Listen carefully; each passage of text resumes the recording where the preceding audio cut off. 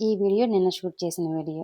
రాగి సంగటిలోకి ఎండుమిరపకాయ ఏసి ఆకు పులిహోర చేసుకున్నారంటే చాలా బాగుంటుంది. సింపుల్‌గా ఎలా తయారు చేస్తానో మీకు కూడా చూపించేస్తాను చూసేయండి. మా సైడ్ దీనిని సిర్రాకు అంటారు. ఈ ప్లేస్‌లో తోటకూరనే తీసుకోవచ్చు. నేను 4 కట్టలు శుభ్రంగా కడిగి పక్కన పెట్టాను. ముందుగా వెడల్పుపాటి కడాయి పెట్టుకొని ఆయిల్ వేసుకోవాలి. ఆయిల్ వేడెక్కిన తర్వాత కారానికి సరిపడిన ఎండుమిరపకాయలు, ఆవాలు, వెల్లుల్లి రెబ్బలు అలాగే పోపు దినుసులు వేసుకొని ఫ్రై చేసుకోవాలి. ఫ్రై అయిన తర్వాత ఉల్లిపాయ ముక్కలు, కరివేపాకు వేసేసి ఫ్రై చేసుకోవాలి.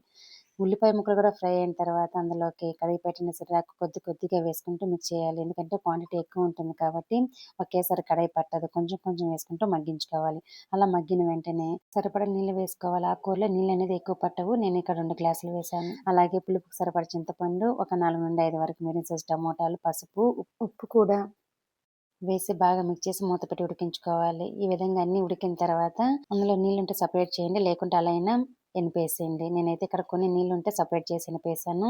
తర్వాత అదే నీళ్ళు అందులో పోసేసి బాగా మిక్స్ చేశాను. మిక్స్ చేసిన వెంటనే ఒక గిన్నెలోకి తీసుకొని వేడి వేడి సంగట్లోకి తింటే చాలా బాగుంటుంది. నచ్చితే ట్రై చేయండి.